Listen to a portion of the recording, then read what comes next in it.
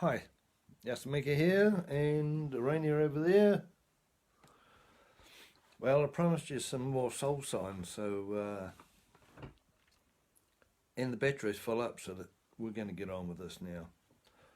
I'll just carry on with that last transmission while we were walking around the streets. Have you ever wondered why some people can make it on their own and other people have to work for others?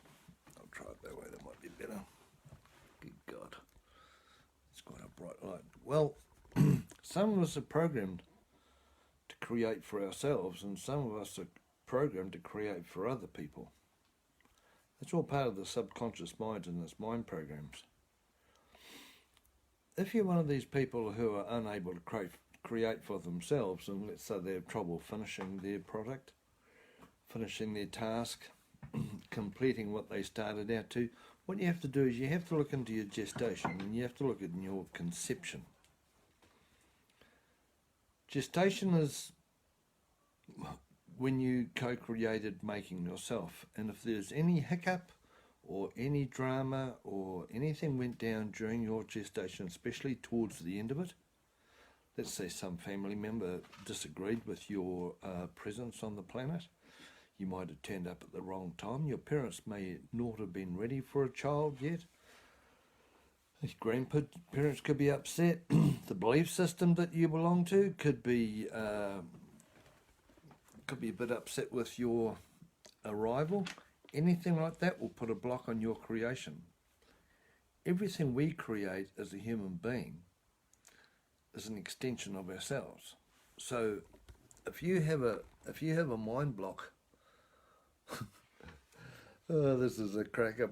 I'm trying to fix this friggin' picture on this thing and I keep on going gold and full of light. There you go, try that one. Okay.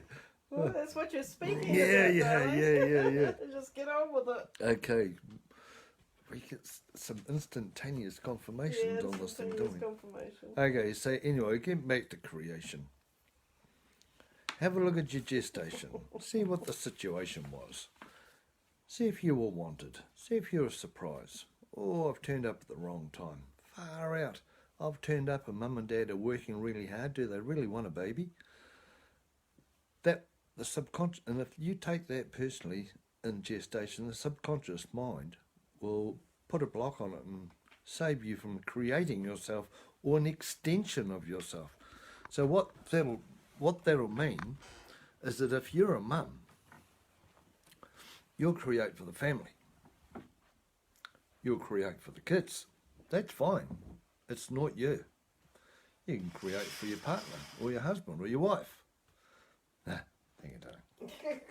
You're not turning gold anymore. Well, far out. I'm still. Anyway, so that's why. If you want to go past gestation, have a look at your conception. See when you first turned up. Were you really part of the deal when you first turned up? Were you planned? Did you have the green light to go, or did you have, oh, I'm unsure about this. Hi, Christine. Yeah, I see you having a look around in there. Jolly good, you'll find heaps. That's what stops us from creating things or having an extension of creating things for ourselves. So when the mind realises, far out, it's a bit dicey to actually create for yourself because you're unwanted or you're surprised and things aren't really working well. So the mind goes, well, I'll tell you what, seeing you're unable to create for yourself, let's say you can create for someone else. You can create for the institution. You can work for a company and create for them.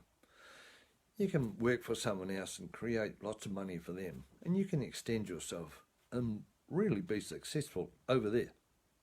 But when it comes to bringing the money back home, it'll disappear or you'll always have bills and you're unable to create your own reality.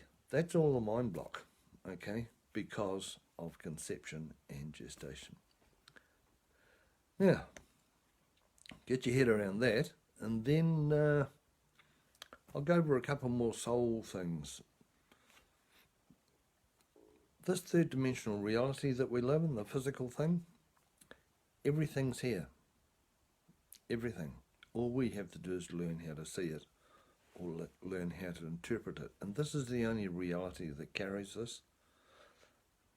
these kind of aspects. So that's why physical incarnation is really important, because this is where we are meant to work things out. Now, there comes a time in a person's life when their soul goes, okay, mate, you've had all your lifetimes, you've worked out either side of a victim and a dominator, you've worked out either side of this and you've worked out either side of that. Now it's time that I'm going to start waking you up, because you have to change realities and you have to start evolving as a human being, which is a God animal being. And what happens is that your soul starts getting hold of you on the outside. Your golden core starts communicating with the outside of you, and it starts putting triggers and things in your mind that reflect on the outside. If you want to read about this, I'm going to tell you a few bits and pieces, but if you want to get a bit deeper in this, in our website, www.beinghuman.com, go to the blogs, and there's 2 there that will help you out with the soul call, or the third. Well, one of them is called the soul call, one of the blogs, and the other blog is called something about 13. If you're a literal being and you like reading, those are the places to go on the website, into the blogs. Now, when this soul call starts happening in a human being, from what I understand, this is when they've had all their lifetimes and it's time to evolve, or it used to be known as ascend. In those days it was like ascend up into the clouds, but in actual fact it's just to ascend in consciousness.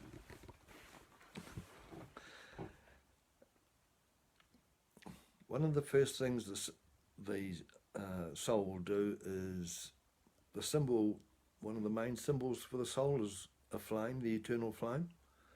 So when a person starts getting the soul call, they will gravitate to candles. They'll like to light candles. They'll like to sit by an open fire. Perhaps light a fire outside, sit by a fire pit. Go to the beach, sit by a fire, gaze into a fire. Because what happens when you start gazing into a fire, you're actually gazing into your superconsciousness, past your subconscious. And, you might be keen on a bath with a few candles around. When candles start turning up, it's a sure sign the soul's giving you a tap on the shoulder. Now, the soul's got 3 flames in it. One flame is white gold, which is the one that you see on the end of your candle. And there's a magenta pink flame, which is the planetary mind. And there's a cobalt blue flame, which is the cosmic mind. What will happen is that when the soul starts calling you, you'll gravitate to certain colours. And see, magenta's quite a modern colour. It's never really been around much. If you start buying magenta clothes, magenta, tablecloths or cushions or something, that's the frequency of the soul. And if you start gravitating towards cobalt blue or electric blue, that's the cosmic mind of the soul. Those are a couple. 13 is definitely a soul trigger when the soul starts turning up. The number 8, when you're inside the soul and and your Holy Spirit or soul wants to talk directly to you, you'll manifest 8. What was that movie we watched last night? Heaven is real? Heaven is real? Something like that, yeah. It's a true story. It's a really good movie. It's a true story, and it's got symbolism in it. and between you and I, they probably have no idea about the symbolism, but the point is, this young boy, it's worth looking at. I think it's Heaven is for Real. Oh, I think that might be what it is. Yep. And that's got Holy Spirit symbolism all the way through it. What else we got for Soul Call? You got that. Golden Pyramids. Heaven is for real. Heaven is for real. Mm. Golden Pyramids. They'll start turning up. And all depends on your ethnicity. You'll get other signs. But they will... What Irani and I do is we teach you how to read your third dimensional reality. Everything happens on the outside of us. We just have to learn what the heck to look at. Another one, when it's time for you to start clearing your karma, that will turn up too. And you're going to start wanting to clear out your baggage. You're going to want to start clearing things out of your house. Get rid of some of the old stuff. Want to let in some of the new. And the chances are you might light a fire out the back, because that fire out the back is an external symbol of your eternal flame on the inside. And when you start, in the old days, in the New Age days, when I was right in the middle of the New Age times, it was trendy to write down all your baggage on a piece of paper and put it into a fire. So me being me, I sat down and wrote, screeds of stuff, and put it into the fire. That was close. But we had it back to front. If you want to clear your stuff, you actually have to put it into your internal fire, because that's the consciousness higher than your subconscious patterning. That's how you do it. That's what the eternal clearing steps that Irani and I teach. That's, if you want to call it the trick, you can if you want, but if you want to ever clear anything or change anything, you have to change it with a consciousness higher than what created it. So if you want to change subconscious mind programs, you have to put it into a consciousness higher than the subconscious, and that's the superconscious, which is your soul or Holy Spirit, same thing, or the eternal flame. So when the soul starts calling for you, just look for some of those things. Look for the 8, look for an octopus, the odd spider will turn up, something golden, and gravitating to fires and flames are a sure sign. Christine's got a great birth pattern. I don't know if you noticed what she wrote on here, but she's saying that her mum was offered money for her when she was born. What a pattern. Oi. Yeah. Money for so she gets offered money for when she visibly appears. That's a good professional matrix.